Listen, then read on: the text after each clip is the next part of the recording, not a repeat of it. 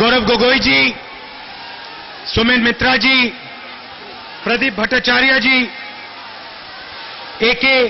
खान चौधरी जी, दीपा दास मुंशी जी, अभिजीत मुखर्जी जी, मुश्ताक आलम जी, ईशा खान चौधरी जी, प्रिया रोहित चौधरी जी, अब्दुल सदेक सरकार जी, हमारे सब सेक्रेटरीज, एमएलएज, सीनियर कांग्रेस के हमारे लीडर, यूथ कांग्रेस, एनएसयूआई, महिला कांग्रेस, सेवादल के हमारे सब लोग, भाइयों और बहनों, प्रेस के हमारे मित्रों, आप सबका यहां बहुत बहुत स्वागत, नमस्कार।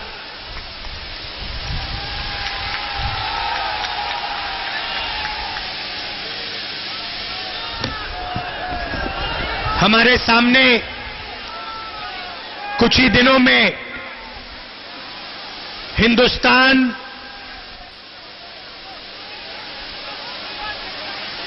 का चुनाव है। दो विचारधाराओं की लड़ाई है। एक तरफ कांग्रेस पार्टी, दूसरी तरफ बीजेपी, आरएसएस, नरेंद्र मोदी। हम देश को जोड़ने का काम करते हैं, सब धर्मों को, सब लोगों को एक साथ लाते हैं, प्यार भाईचारे की बात करते हैं। और बीजेपी, आरएसएस जहां भी जाती है नफरत फैलाती है, एक धर्म को दूसरे धर्म से लड़ाती है, एक भाषा को दूसरी भाषा से लड़ाती है और नफरत फैलाती है।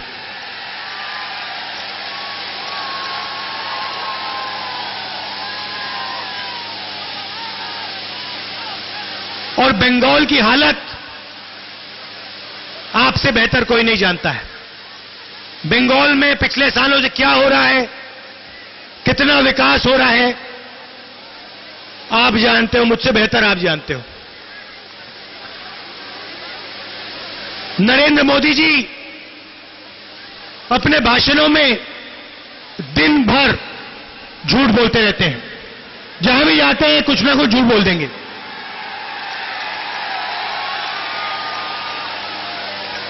2 करोड़ युवाओं को एक साल में रोजगार दे दूंगा। 15 लाख हर बैंक अकाउंट में नरेंद्र मोदी डाल देगा। किसान की दिन भर मदद करेगा। आपको याद होगा जब नरेंद्र मोदी प्रधानमंत्री बन रहे थे, 2014 का चुनाव था, उन्होंने कहा मैं प्रधानमंत्री नहीं बनना चाहता हूं, मैं चौकीदार बनना चाहता हूं। चोरी करने के बाद पकड़े जाने के बाद चौकीदार कहता है हम सब चौकीदार, पूरा देश चौकीदार। अरे मोदी जी, सबसे पहले एक बात समझिए, गरीबों के घर में चौकीदार नहीं होता है, चौकीदार सिर्फ अमीरों के घर में होता है। किसान के घर में चौकीदार नहीं मिलेगा, बेरोजगार युवा के घर में चौकीदार नहीं मिलेगा, छोटे दुकानदार के घर में चौकीदार नहीं मिलेगा, अनिल अंबानी के घर में चौकीदार मिलेगा। हां, तो आपने चौकीदारी की, अनिल अंबानी की चौकीदारी की, मेहुल चोकसी की चौकीदारी की, नीरव मोदी की चौकीदारी की, ललित मोदी की चौकीदारी की, विजय माल्या की चौकीदारी की। भाइयों और बहनों, नरेंद्र मोदी ने अनिल अंबानी को 30,000 करोड़ रुपए आपके खून पसीना का पैसा दे दिया। जहां भी जाते हैं देशभक्ति की बात करते हैं, देशभक्ति की बात करते हैं और फिर एयरफोर्स से 30,000 करोड़ रुपए लेकर अनिल अंबानी को दे देते हैं। राफेल के बारे में थोड़ा सा मैं आपको बताना चाहता हूं। राफेल हवाई जहाज का नाम सुना है आपने? सुना है? सुना है। यूपीए सरकार ने निर्णय लिया था एयरफोर्स को हवाई जहाज की जरूरत, 526 करोड़ रुपए एक हवाई जहाज,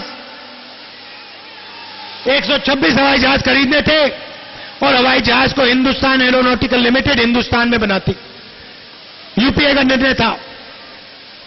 नरेंद्र मोदी प्रधानमंत्री बनते हैं, हवाई जहाज में फ्रांस जाते हैं, उनके साथ अनिल अंबानी पेरिस फ्रांस जाता है और नरेंद्र मोदी स्वयं राफेल के कॉन्ट्रैक्ट को बदल के 30,000 करोड़ रुपए चोरी करके अनिल अंबानी की जेब में डाल देता है। फ्रांस का राष्ट्रपति कहता है, ये देखो, ये रहा राफेल का वजह, दिखाओ जरा भैया, हाँ ये दिखाओ, ये है, ये हवाई जहाज 526 करोड़ रुपए का है, नरेंद्र मोदी जी ने 1600 करोड़ रुपए का खरीदा है। फ्रांस का राष्ट्रपति कहता है, हिंदुस्तान के चौकीदार ने मुझे बता दिया कि अगर फ्रांस की कंपनी को हवाई जहाज बेचना है तो अनिल अंबानी को कॉन्ट्रैक्ट देना पड़ेगा। चौकीदार, चौकीदार, चौकीदार, चौकीदार। अब चौकीदार ने आप सबसे वायदा किया था, रोजगार मिलेगा, किसानों की मदद होगी। यहां किसी को ममता जी ने, नरेंद्र मोदी जी ने रोजगार दिया है? हाथ उठा के दिखा दो, कोई है यहां पे? ये देखो, कोई नहीं है। मुझे आप बताइए, ममता जी ने पिछले सालों में विकास का यहां क्या काम किया, मुझे बताओ। कुछ किया? यहां पे युवाओं को रोजगार मिला, किसानों की मदद हुई? हां, तो एक तरफ नरेंद्र मोदी जी झूठी बात बोलते हैं, दूसरी तरफ यहां आपकी चीफ मिनिस्टर वायदे के ऊपर वायदे करते रहते हैं, मगर आपका यहां कुछ नहीं होने वाला है। अच्छा, यहां पे आपने कांग्रेस को वोट दिया है, हरदम कांग्रेस को वोट दिया आपने। इस बार यहां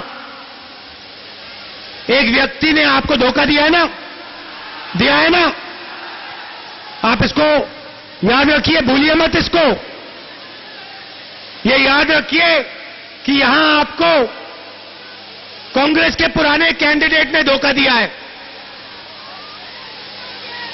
विचारधारा की लड़ाई है और यहां दबाव में आकर डर के उन्होंने आपको धोखा दिया है।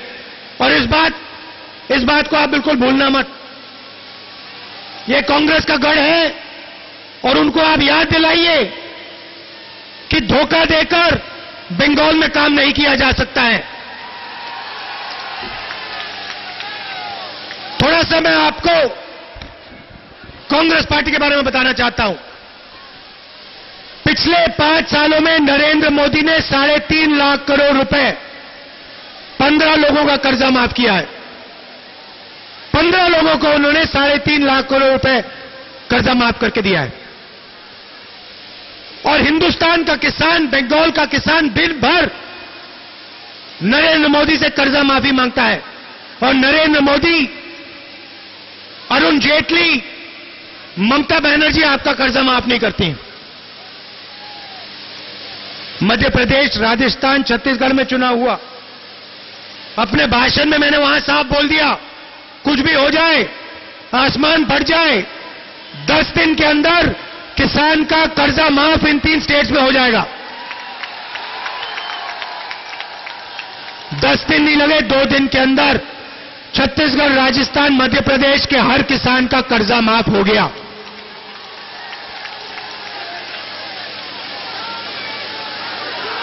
छत्तीसगढ़ में धान के लिए 2,500 रुपए किसान को दिए जाते हैं। आदिवासियों की मदद, उनकी जमीन की रक्षा, किसानों की जमीन की रक्षा होती है। बंगाल में एक व्यक्ति पूरे के पूरे बंगाल को चलाते हैं। ना किसी से बात करती है, ना किसी से पूछती है, जो उनके मन में आता है वो कर देती है। क्या बंगाल की कोई आवाज नहीं है? क्या बंगाल की जनता की आवाज नहीं होनी चाहिए? क्या सिर्फ एक व्यक्ति को आपका पूरा प्रदेश चलाना चाहिए? कांग्रेस पार्टी के कार्यकर्ताओं को दबाया जाता है, मारा जाता है, पीटा जाता है। दिन भर कांग्रेस पार्टी को यहां मारा जाता है। और हमारे प्यारे जो कार्यकर्ता हैं, जो विचारधारा की लड़ाई लड़ते हैं, मैं उनको दिल से प्यार से धन्यवाद कहना चाहता हूं कि आप हर रोज कांग्रेस पार्टी के लिए लड़ते हो। आंधी में, तूफान में, बारिश में कांग्रेस पार्टी का कार्यकर्ता हर रोज कांग्रेस पार्टी के लिए खड़ा होता है। मैं दिल से आपको धन्यवाद करना चाहता हूं। आप पीछे मत हटिए, आप डरिए मत, हम आपके साथ हैं। दिल्ली में सरकार बनने वाली है, फिर और देखना क्या होता है।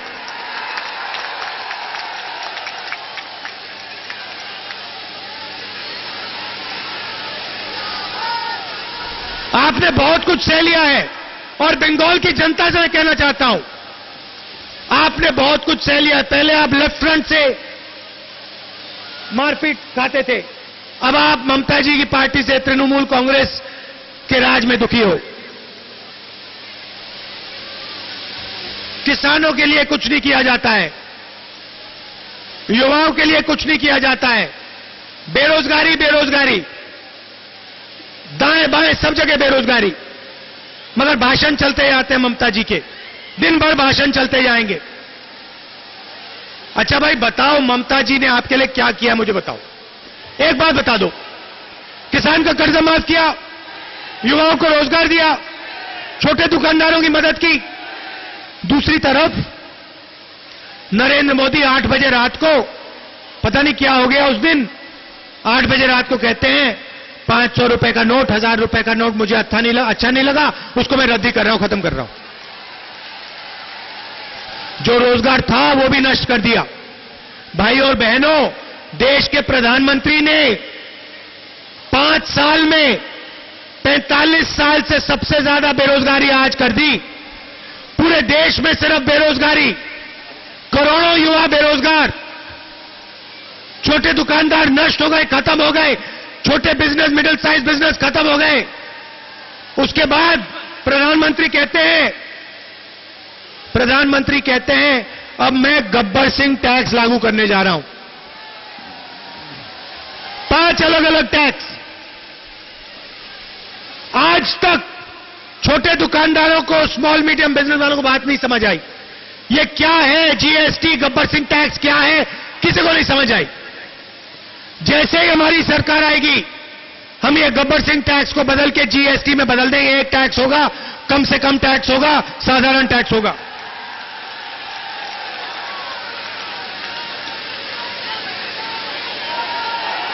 चौकीदार, हमने निर्णय ले लिया है, जो भी सरकारी रोजगार आज खाली पड़े हैं, जो भी पोस्ट खाली पड़े हैं, उन सबको कांग्रेस पार्टी आके एक के बाद एक भर देगी।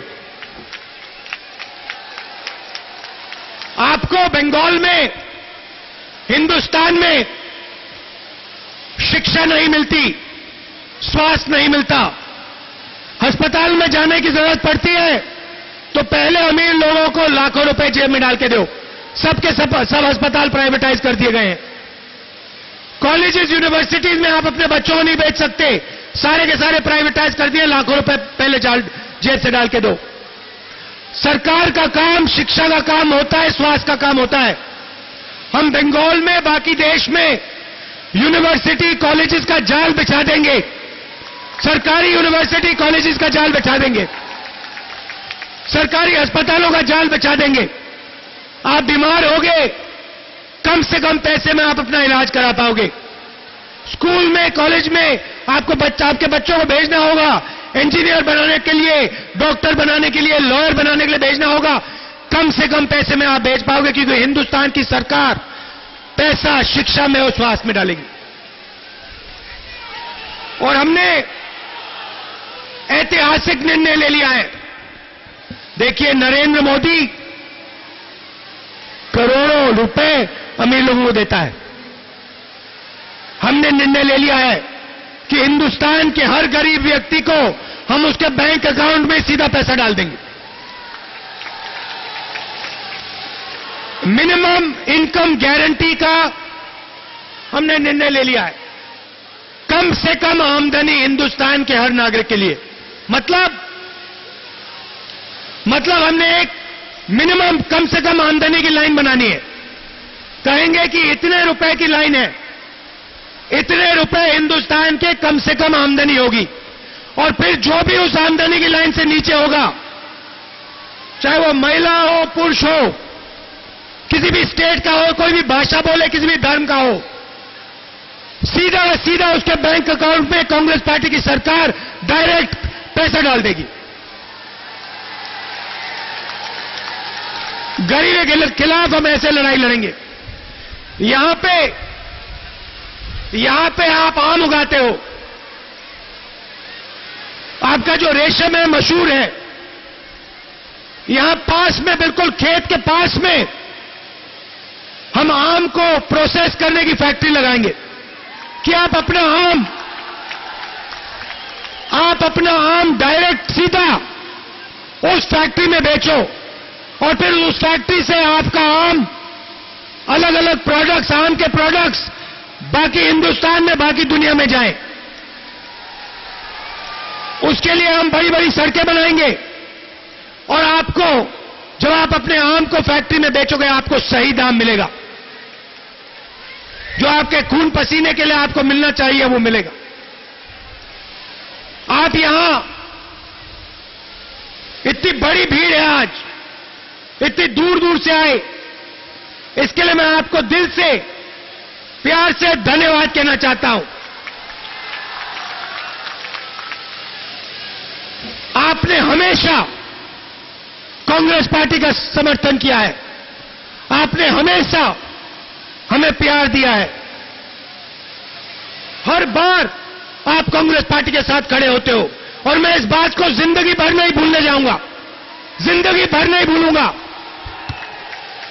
कि यहां कांग्रेस पार्टी की हर समय, चाहे अच्छा वक्त हो, खराब वक्त हो, आप लोग हमारे लिए खड़े होते हो, आते हो, मीटिंग में आते हो, और फिर वोट देते हो, बटन दबाते हो। मैं इसको कभी नहीं भूलने वाला हूं। और हिंदुस्तान में जब सरकार बनेगी, दिल्ली में कांग्रेस पार्टी की सरकार बनेगी, तो आप याद रखना, ये बात मैं नहीं भूलने वाला हूं।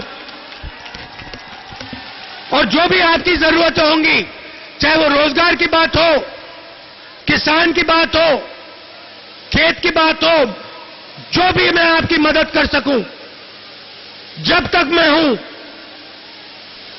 मैं मदद आपकी करूंगा। ये पुराना रिश्ता है, दिल का रिश्ता है, ये प्यार का रिश्ता है, राजनीतिक रिश्ता नहीं है।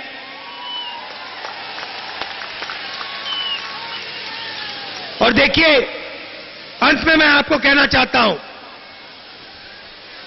आपने बंगाल के युवाओं से कह रहा हूं, बंगाल की जनता से कह रहा हूं, आपने सालों सीपीएम को देखा, उन्होंने एक संगठन की सरकार चलाई,